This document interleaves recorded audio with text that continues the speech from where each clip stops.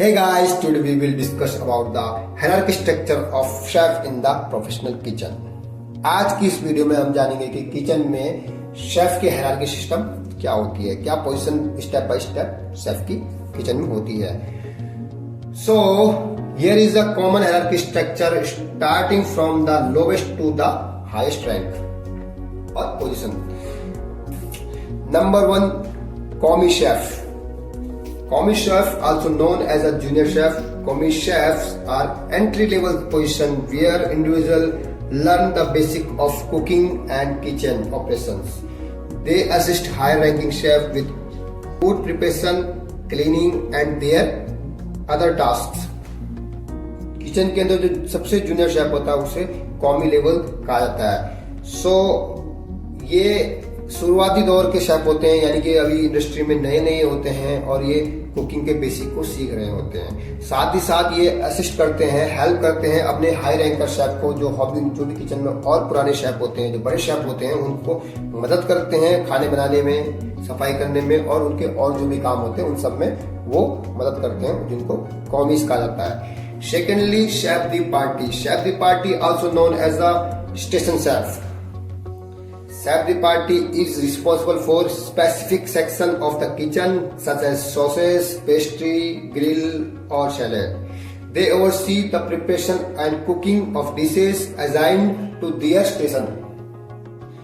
Chef de partie को CDP कहा जाता है, यानी कि शॉर्ट फॉर्म CDP होता है, जो कि एक स्टेशन शेफ होता है, यानी कि किसी पर्टिकुलर स्टेशन का chef.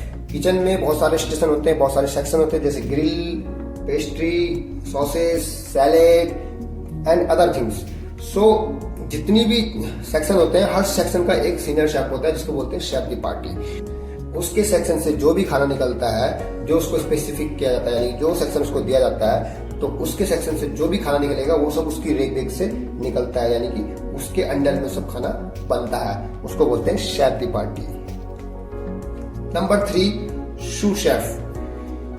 The sous chef is the second in command in the kitchen hierarchy. Assisting the head chef in the managing kitchen operation, they supervise the staff, ensure food quality and consistency, and may help with menu planning and ordering supplies. Sous chef जो है chef के बाद, head chef के बाद, यानी कि जो kitchen के अंदर लास्ट पोजीशन होती है हेड शेफ, एग्जीक्यूटिव शेफ, उसके बाद जो किचन में मेन शेफ होता है उसे बोलते हैं सू शेफ, यानी कि शेफ हेड शेफ की गैर मौजूदगी में जो किचन को संभाले, यानी कि शासन के बाद दूसरा शासन जो होता है वो होता है. सू शेफ का काम होता है मेन्यू प्लानिंग, साथ साथ शेफ के साथ मेन्यू प्लानिंग करना, ऑर्डरिंग और सप्लाईज, सभी चीजों में सू शेफ का रोल होता है. Next, fourth, executive chef. The executive chef, also known as the head chef or chef de cuisine, is the top ranking chef in the kitchen. They have overall responsibility for menu creation, kitchen management, staff supervision, and ensuring the quality and consistency of food served.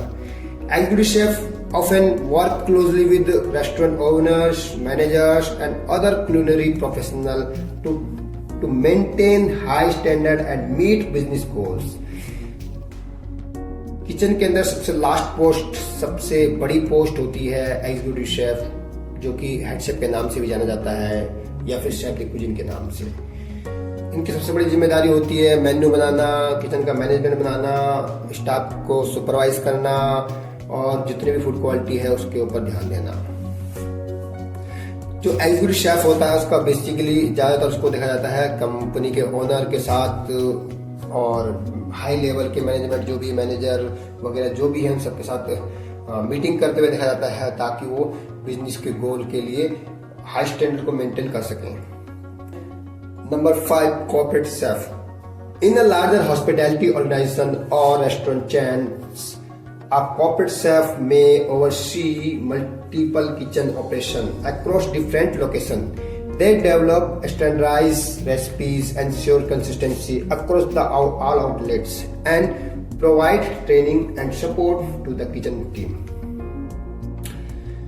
जहाँ पर कोई बड़ी संस्थाएं होती है, बड़े chain restaurant होते हैं, वहाँ पर एक कॉर्पोरेट शेफ की नीड होती है, जो कि पूरे जितने भी उसके आउटलेट, जितने भी रेस्टोरेंट है, उन सब की रेसिपी को स्टैंडर्डाइज कर सके और ट्रेनिंग दे सके, उसके अलावा टीम को सपोर्ट करे, ये काम कॉर्पोरेट शेफ का होता है। दिस हायरार्की में vary depending on the size, type of establishment, with additional positions such as pastry chef and junior sous chef in some kitchens. However, the general structure provided a framework for organizing kitchen staff and responsibilities. Basically जो work frame आपको दिया गया यही work frame होता है normally kitchen hierarchy का। हाँ, लेकिन कहीं कहीं पर इसके अलावा कुछ और पोस्टें भी बीच में ऐड कर दी जाती है, जैसे कि सू शेफ, जैसे कि pastry chef and junior chef and many more.